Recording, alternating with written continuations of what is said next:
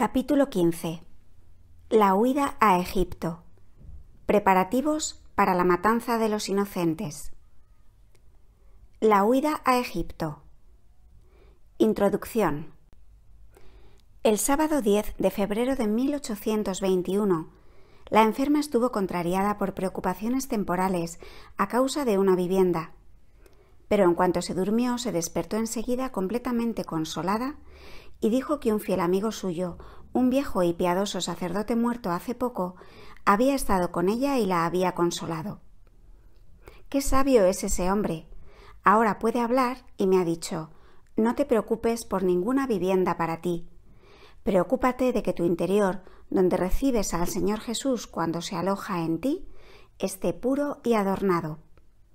Cuando José llegó a Belén, no buscó vivienda para sí, sino para Jesús, y barrió la cueva hasta dejarla limpia y bonita. Ana Catalina comunicó también otras contemplaciones parecidas y también muy profundas que le había dicho aquel amigo suyo, muy propias de un hombre que conocía bien su carácter. También mencionó que le había dicho esto: cuando el ángel ordenó a San José que huyera a Egipto con Jesús y María, José no se preocupó de ninguna vivienda, sino que emigró obedientemente. Como el año anterior por esta misma época, Ana Catalina había visto algo de la huida a Egipto. El escritor supuso que este era otra vez el caso y le preguntó: ¿entonces es que José ha huido hoy a Egipto? A lo que ella replicó con voz clara y precisa: no, el día que huyó José cayó en 29 de febrero. Edad del niño Jesús cuando la huida a Egipto. Desgraciadamente no hubo oportunidad de sacárselo con precisión, porque durante estas comunicaciones estuvo muy enferma. Pero una vez dijo: el niño puede que tenga más de un año. En un descanso del viaje lo he visto jugar alrededor de un balsamero. A veces sus padres también le hacían andar un ratito. En otra ocasión, Ana Catalina creyó entender que Jesús tenía 9 meses. El lector puede estimar la edad de Jesús por otras circunstancias del relato, y en especial por su relación con la edad del pequeño Juan, lo que hace más probable admitir 9 meses para la edad de Jesús. Nazaret, casa donde vive la Sagrada Familia. María teje camisitas para el niño. José hace zarzos. Sábado 25 de febrero. Vi que la Santísima Virgen hacía túnicas pequeñas de punto o con ganchillo. Tenía a su derecha un ovillo de lana sujeto junto a la cadera y en las manos, según creo, 2 palitos de hueso con un ganchito en su extremo, uno de medio codo de largo y el otro más corto. Más allá del gancho, los palillos tenían una prolongación donde iban anudándose los hilos y se iba formando la malla, dejando lo que ya estaba tejido colgando entre los 2 palillos. La Santísima Virgen trabajaba así de pie o sentada junto al niño Jesús, acostado en una cesta.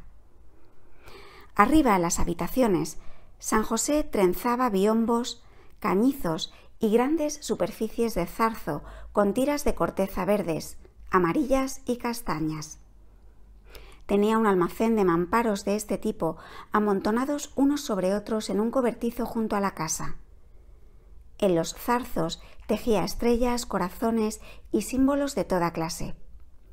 Pensé con muchísima compasión que José ni siquiera podía imaginar que pronto tendría que huir a Egipto.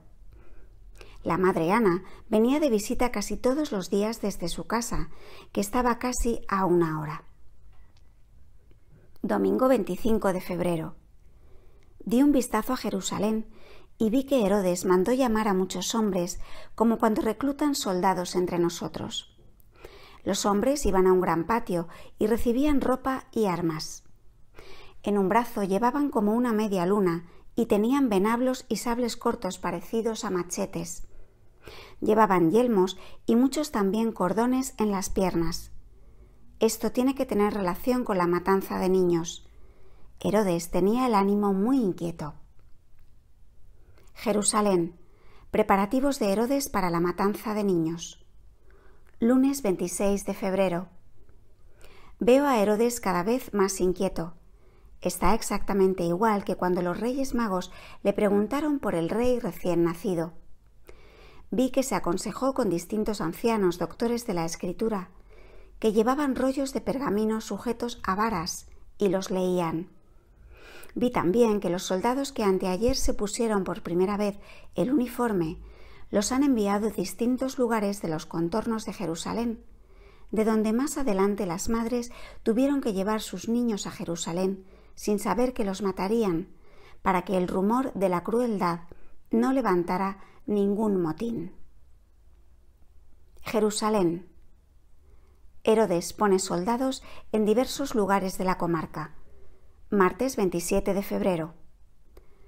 Hoy vi que los soldados de Herodes que ayer salieron de Jerusalén habían llegado a 3 lugares: Hebrón, Belén y un tercer lugar cuyo nombre he olvidado, pero que está entre estos 2 y el Mar Muerto. Los habitantes se sobresaltaron porque no sabían absolutamente nada de por qué venían los soldados a su pueblo. Pero Herodes era astuto y mandó no hacerse notar y buscar sigilosamente a Jesús. Los soldados se quedaron largo tiempo en estos lugares y como Herodes no pudo averiguar nada del niño recién nacido de Belén, mandó asesinar a todos los menores de 2 años.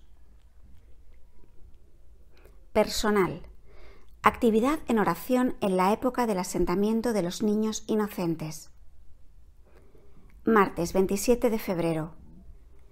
En el crepúsculo vespertino de hoy, la enferma se durmió y al cabo de unos minutos dijo con gran alegría y sin ningún estímulo exterior: «Mil gracias sean dadas a Dios.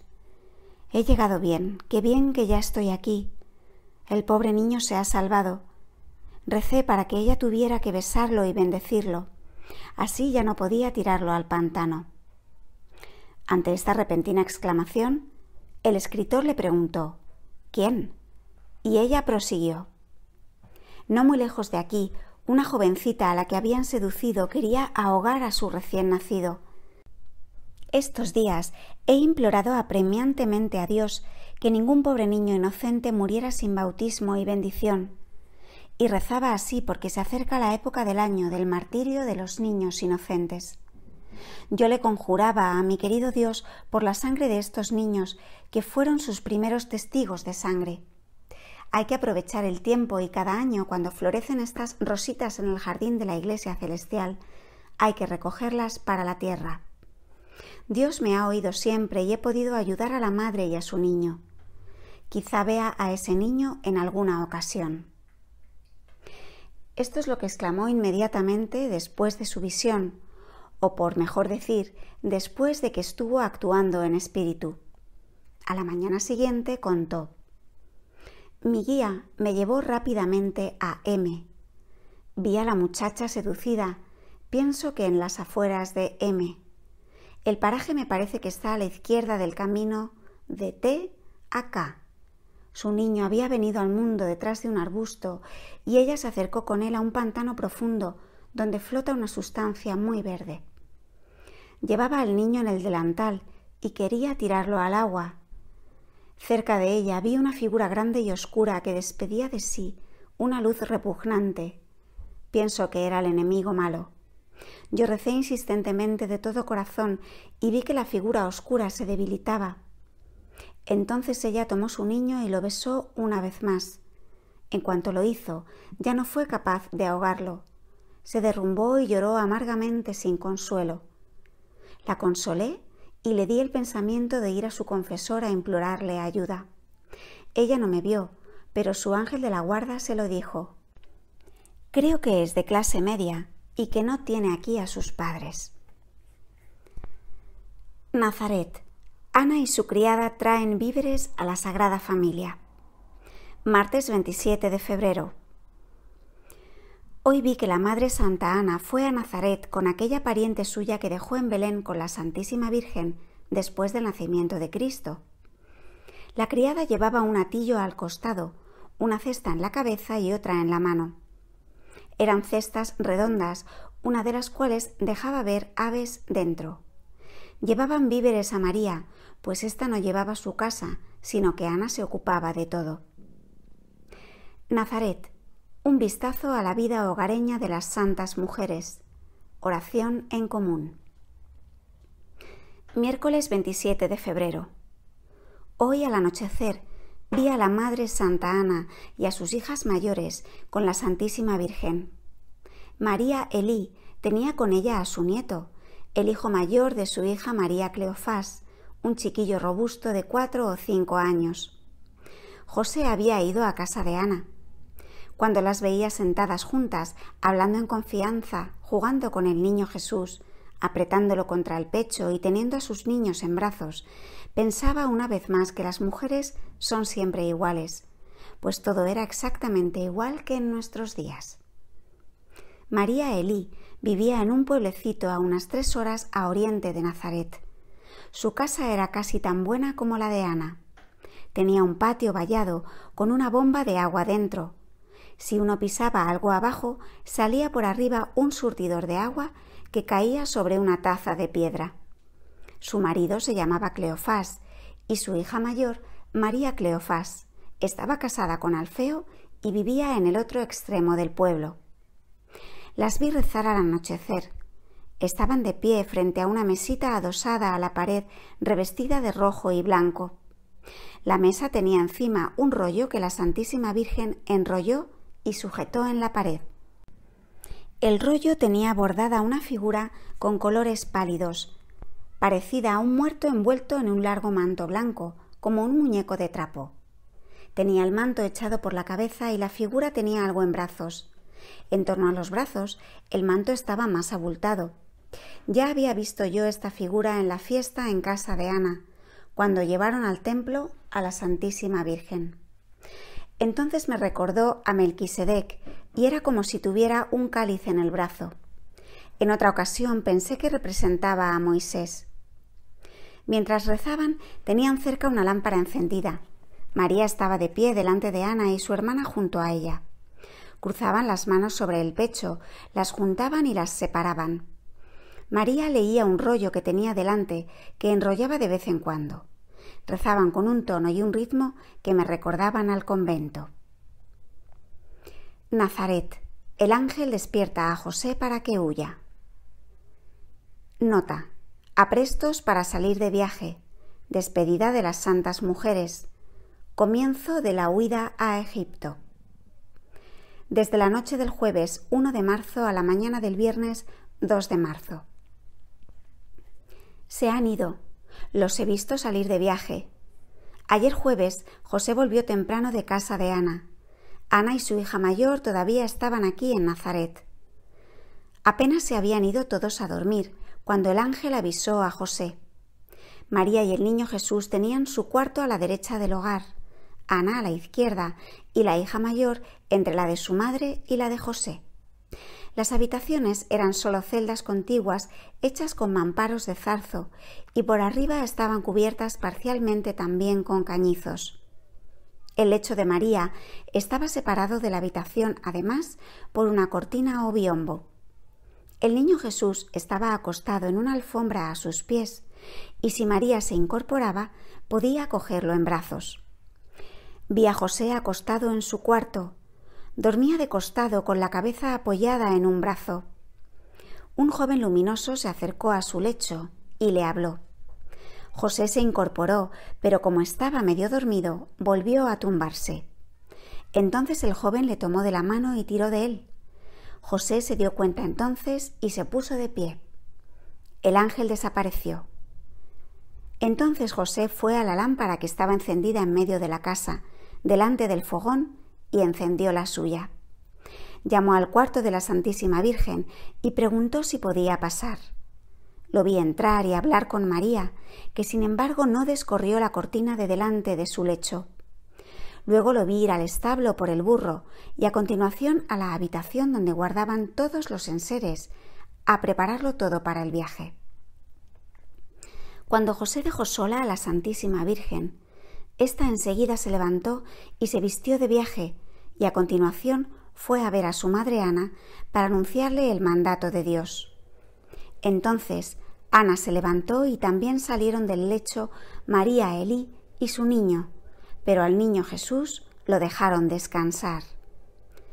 Para aquella gente piadosa, la voluntad de Dios estaba por encima de todo, y por tristes que tuvieran sus corazones, enseguida se prepararon para el viaje, en vez de abandonarse a las tristezas de la despedida. Ana y María ayudaron a preparar todo lo necesario, pero María aprestó muchas menos cosas de las que llevó a Belén. Solo prepararon un atillo abultado y algunas colchas, que José sacó afuera para cargarlo todo. Todo se hizo con calma y muy rápido, como cuando una se despierta para salir en secreto. Entonces María recogió a su niño con tanta prisa que ni siquiera le vi cambiarle los pañales. Ay, ahora era la despedida, y no puedo decir cuán conmovedora era la tristeza de Ana y de la hermana mayor. Todas estrecharon al niño Jesús contra su corazón entre lágrimas, y hasta el pequeño pudo abrazarlo. Ana abrazó varias veces a la Santísima Virgen, llorando tan amargamente como si no fuera a volver a verla. María Elí se tiró al suelo a llorar.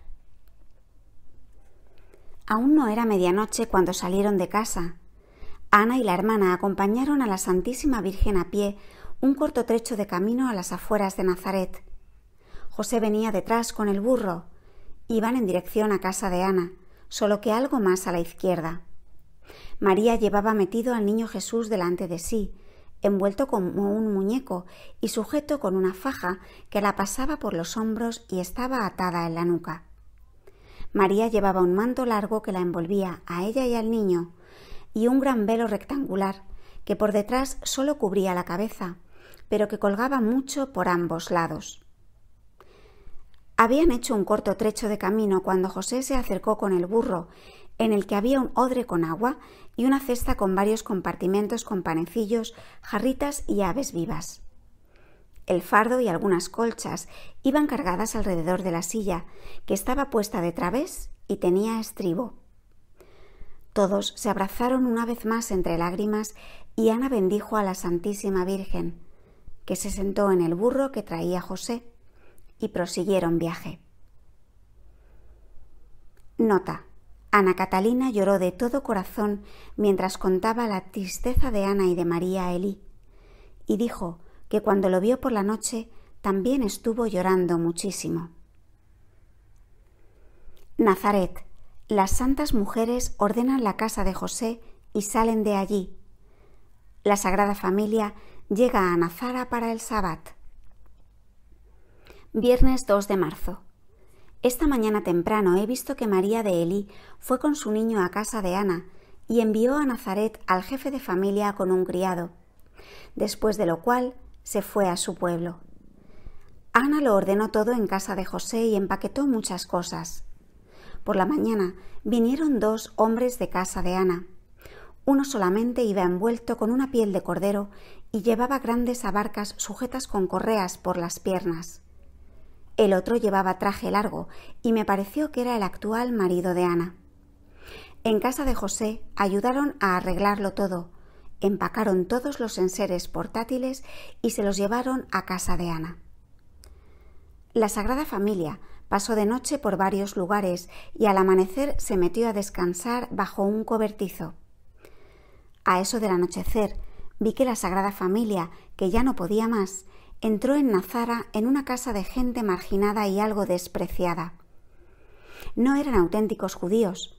Su religión tenía algo de pagano y hacían sus oraciones en el templo del monte Garizim en Samaria, a donde tenían que ir por algunas millas de difícil camino de montaña.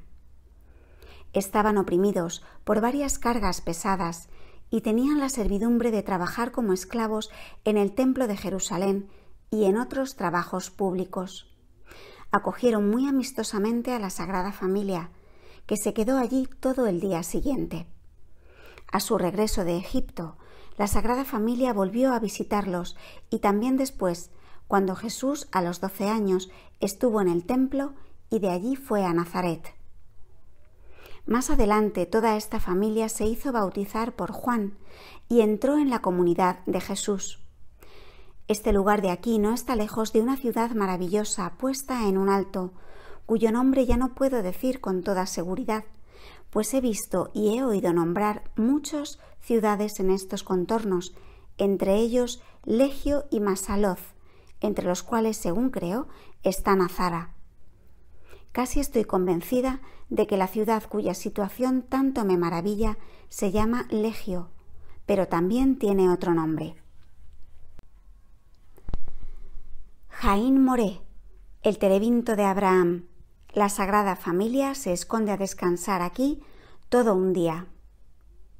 Domingo 4 de marzo. Ayer al anochecer del sábado, a la clausura del Sabbat, la Sagrada Familia se alejó de Nazara por la noche y la vi hacer alto y esconderse todo el domingo y la noche siguiente hasta el lunes en el gran terebinto añoso donde estuvieron en Adviento en su viaje a Belén, cuando la Santísima Virgen pasó tanto frío. Era el terebinto de Abraham, cerca de Aín, el bosque de Moré, no lejos de Siquem, Cenat, Silo y Aruma. Por aquí sabían la persecución de Herodes y esto era seguro para la Sagrada Familia. Jacob enterró junto a este árbol los ídolos de Labán. Josué reunió al pueblo junto a este terebinto, bajo el cual había erigido la cabañuela en la que estuvo el arca de la alianza, y mandó al pueblo que renunciara a sus ídolos. Y aquí los siquemitas aclamaron por rey a Abimelec, hijo de Gedeón. La Sagrada Familia descansa en una fuente junto a un balsamero. Domingo 4 de marzo. Por la mañana temprano vi a la Sagrada Familia descansar y tomar un refrigerio en una fuentecilla junto a un balsamero en una comarca fértil. El niño Jesús estaba acostado con los pies desnudos en el regazo de la Santísima Virgen. Los balsameros, cuyas bayas son rojas, tenían aquí y allá cortes en las ramas que goteaban líquido en unos tiestos pequeños allí colgados. Me asombré de que no los hubieran robado. José llenó de jugo las jarritas que traía consigo y comieron panecillos y bayas que José recogió en los arbustos de los alrededores. El asno bebió y comió pasto por aquí. A lo lejos se veía Jerusalén asentada en un alto. Era un cuadro extraordinariamente conmovedor. Juta. Isabel huye al desierto con el pequeño Juan. Zacarías viaja a Nazaret. Martes 6 de marzo. Zacarías e Isabel han recibido un mensaje del peligro que amenaza. Creo que la Sagrada Familia les ha enviado un mensajero de confianza. Entonces vi que Isabel llevó al pequeño Juan a un lugar muy recóndito del desierto, a un par de horas de Hebrón. Zacarías solo los acompañó un trecho del camino, hasta un sitio donde pusieron un viejo madero para pasar un torrente. Allí se separó de ellos y se fue para Nazaret por el camino por el que había venido María cuando la visitación. Hoy lo vi de viaje a las 6 de la mañana. Probablemente quiere que Ana le informe de cerca. Varios amigos de la Sagrada Familia están allí, muy atribulados por causa de su partida. El pequeño Juan solo llevaba puesta una pielecita de cordero y aunque apenas tenía 1 año y medio, corría y saltaba con toda seguridad. Ya entonces llevaba en la mano una varita blanca con la que jugaba como hacen los niños. Este desierto de aquí no debe entenderse como una gran extensión de arena vacía, sino más bien un sitio salvaje con muchas rocas, cuevas y barrancos, donde crecen toda clase de arbustos y hay frutas y bayas. Isabel llevó al pequeño Juan a la cueva donde después Magdalena estuvo una temporada tras la muerte de Jesús. Ya no recuerdo cuánto tiempo estuvo esta vez aquí escondida Isabel con el niño Juan muy pequeño, pero probablemente solo se quedó lo necesario hasta que se tranquilizó un poco su preocupación por la persecución de Herodes. Isabel y su chiquillo regresaron a Juta, que está a unas 2 horas. Después vi huir al desierto al pequeño Juan en la época en que Herodes convocó a las madres con hijos menores de 2 años, pero eso ocurrió casi 1 año después. Nota. Hasta aquí la narradora nos había contado diariamente los cuadros de la huida, pero después se produjo una interrupción debida a la enfermedad y otras molestias, y cuando varios días después recobró el hilo de su narración, dijo: «Ahora ya no puedo decir exactamente los días, pero voy a contar los cuadros aislados de la huida a Egipto, aproximadamente en el orden en que recuerdo haberlos visto». Efraín en el bosque de Mambré. Nota. La Sagrada Familia hace en una cueva la sexta parada de su huida. Consuelo y refrigerio. Aquí estuvieron Samuel y David, así como Jesús en su predicación itinerante. Tradición de este lugar todavía hoy. Después que la Sagrada Familia pasó a algunas alturas del Monte de los Olivos, los vi algo más allá de Belén, hacia Hebrón, a 1 milla del bosque de Mambré. Entraron en una cueva espaciosa, situada en un barranco salvaje de un monte encima del cual está un lugar cuyo nombre suena como Efraín. Creo que esta era la sexta parada de su viaje. Aquí vi a la Sagrada Familia, muy agotada y desconsolada. María estaba muy afligida y lloraba. Les faltaba de todo, pues huían campo a través, evitando las ciudades y los albergues públicos. Aquí descansaron un día entero y hubo varios milagros para aliviarlos. En la cueva brotó una fuente por la oración de la Santísima Virgen y una cabra salvaje se vino con ellos y se dejó ordeñar.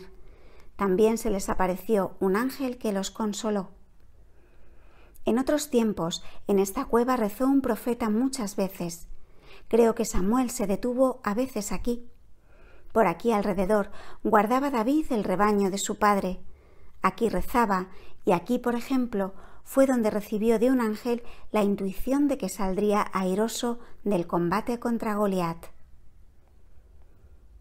El 18 de octubre dijo: «Esta cueva de la huida de la Sagrada Familia se llamó más tarde lugar de estancia de María, que los peregrinos visitaban sin saber exactamente la historia, y después solo vivió aquí pobre gente».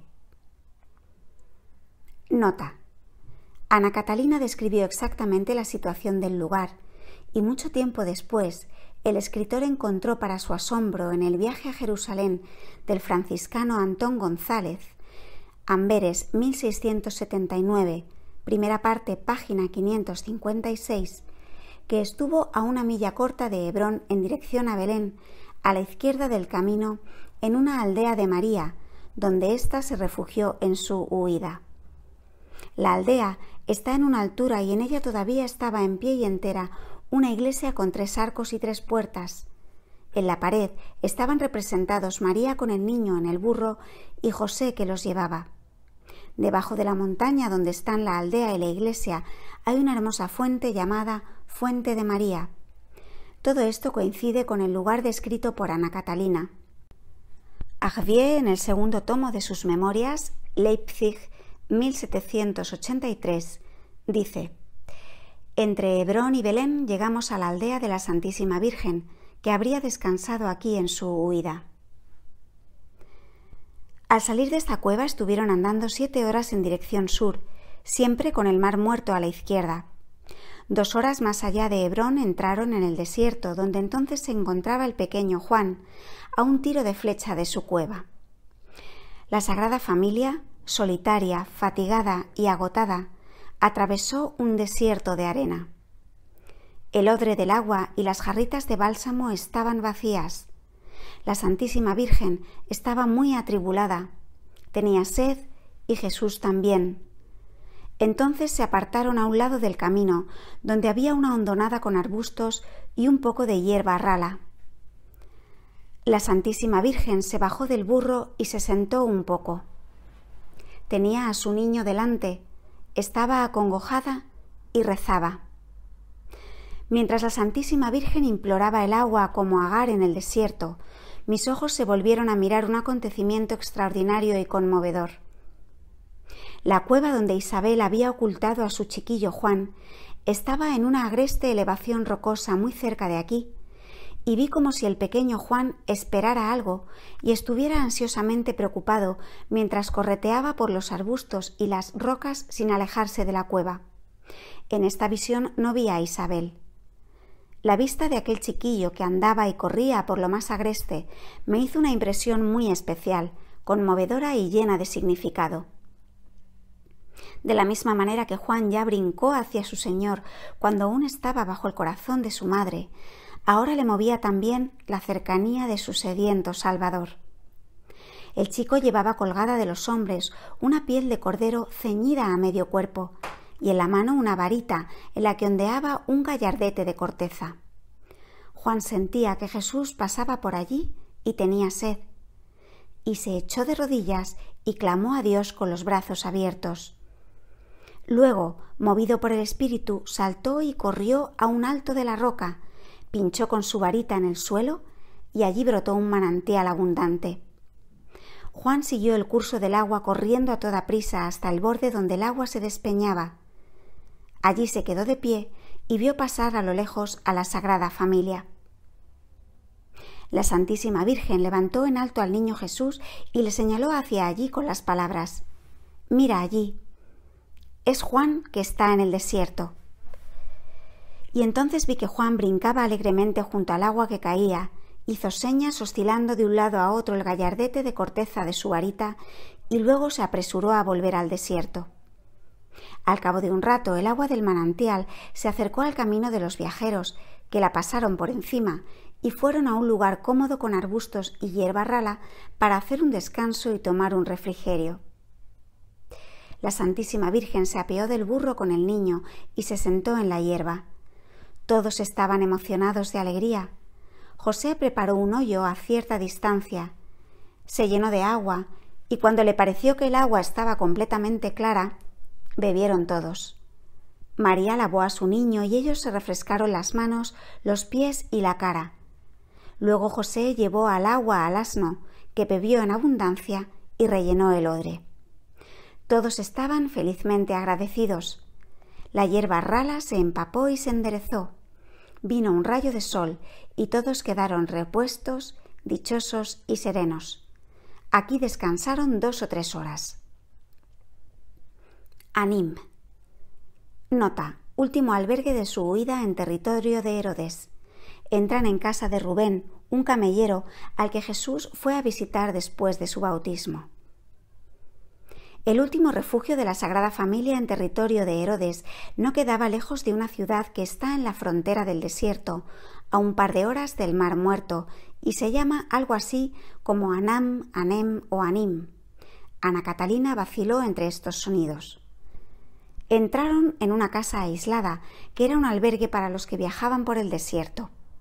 En una altura había varias chozas y cobertizos, y alrededor crecían algunos frutales silvestres. Los habitantes me parecieron camelleros. Había muchos camellos en unos pastizales cercanos. Era gente un poco salvaje que también hacía robos, pero recibieron bien a la Sagrada Familia y se mostraron hospitalarios. En la ciudad cercana también vivía mucha gente de vida desordenada que se había asentado allí después de una guerra.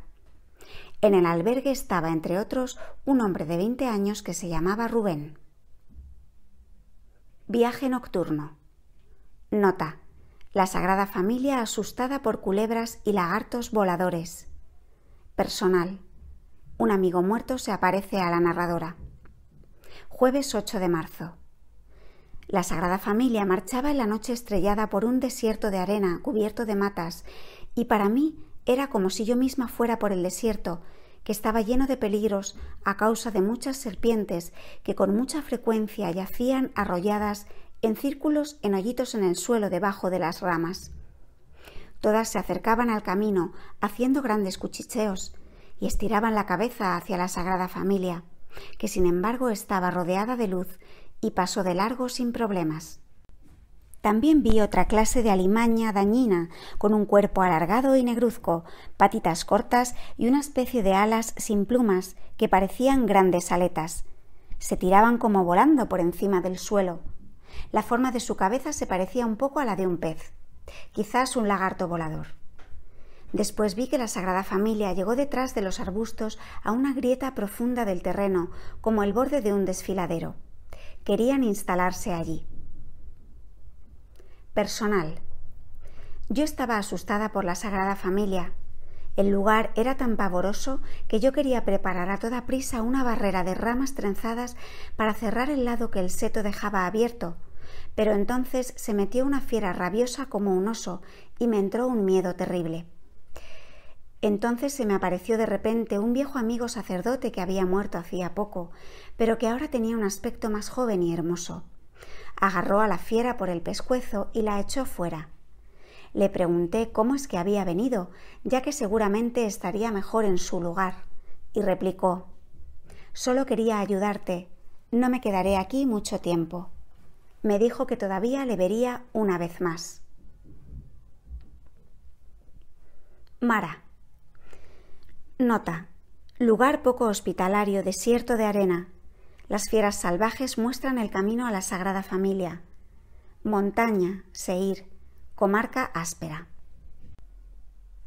La Sagrada Familia siguió por el camino militar todavía una milla más a oriente. El nombre del último lugar al que llegaron entre Judea y el desierto suena casi como Mara, y con tal motivo pensé en el lugar natal de Ana, pero no era este. La gente de por aquí era salvaje y licenciosa y no dio ninguna ayuda a la Sagrada Familia. Desde allí entraron en un gran desierto de arena, sin ningún camino ni orientación, y no sabían cómo hacer. Al cabo de un trecho de camino, vieron delante de sí una montaña, maligna y oscura. La Sagrada Familia estaba muy afligida y se desplomaron de rodillas a rezar a Dios para suplicarle ayuda. Entonces se congregaron a su alrededor grandes animales salvajes que al principio parecían peligrosos, pero que no eran malos en absoluto, sino que los miraban tan amistosamente como me miraba el viejo perro de mi confesor si alguna vez llegaba a verme. Me di cuenta que a estos animales los habían enviado para mostrarles el camino. Miraban hacia la montaña, se alejaban corriendo hacia ella y volvían, igual que un perro que quiere guiarle a uno a dónde ir. Vi que la Sagrada Familia finalmente siguió a estos animales, pasó una montaña, Seir, y entraron en una comarca lúgubre y salvaje. Albergue de ladrones. Nota: acogidos amistosamente. Curación del hijo leproso del ladrón con el agua del baño de Jesús.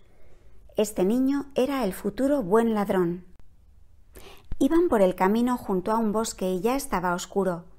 Delante del bosque y separada del camino había una mala choza, y no lejos de ella una luz en un árbol que podía verse de lejos para atraer a los viajeros hacia aquí. El camino era muy malo y estaba cortado una y otra vez por zanjas.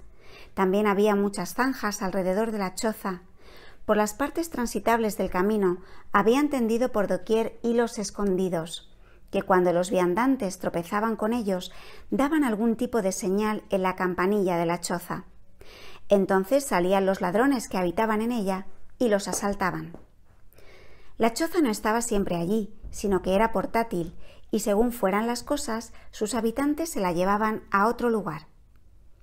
Cuando la Sagrada Familia se acercó a la luz, los rodearon el jefe de los ladrones y unos 5 compañeros, pero vi que con la mirada del niño Jesús un rayo penetró como una flecha en el corazón del jefe, que ordenó a sus compañeros no hacerles ningún daño. La Santísima Virgen también vio entrar este rayo en el corazón del ladrón, como más tarde contó a Ana a su regreso. Entonces los ladrones acompañaron a la Sagrada Familia por los lugares más peligrosos del camino hasta su choza. Era de noche. En la choza estaban la mujer del ladrón y un par de niños. El hombre dijo a su mujer la maravillosa conmoción que le sobrevino cuando le miró el niño. Ella recibió a la Sagrada Familia con timidez, pero sin hostilidad. Los santos viajeros se sentaron en un rincón en el suelo y empezaron a comer algo de las provisiones que llevaban consigo.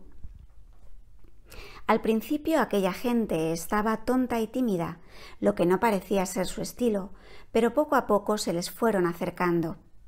De vez en cuando iban y venían también los demás hombres, que entretanto habían puesto bajo techo al asno de José. Tomaron confianza, se pusieron a su alrededor y hablaban con ellos. La mujer trajo a María frutas y panecillos con miel, así como jarras con bebidas. En un rincón de la cueva ardía lumbre en un hoyo. La mujer preparó también un sitio aparte para la Santísima Virgen y a petición suya le trajo una artesa con agua para bañar al niño Jesús. También le lavó la ropa y la secó al fuego. María bañó al niño debajo de un lienzo. Pero el hombre estaba tan conmovido que dijo a su mujer: «Este niño hebreo no es un niño normal, es un niño santo. Pídele a su madre que nos deje bañar a nuestro hijito leproso en el agua de su baño, que quizás le vendrá bien». Cuando la mujer se acercó a pedírselo a María, antes que hablara, la Santísima Virgen le dijo que bañara a su hijo leproso en el agua del baño de Jesús. Entonces la mujer trajo en brazos a su hijito de unos 3 años. Estaba comido de lepra y la cara casi no se le conocía, pues era toda una costra.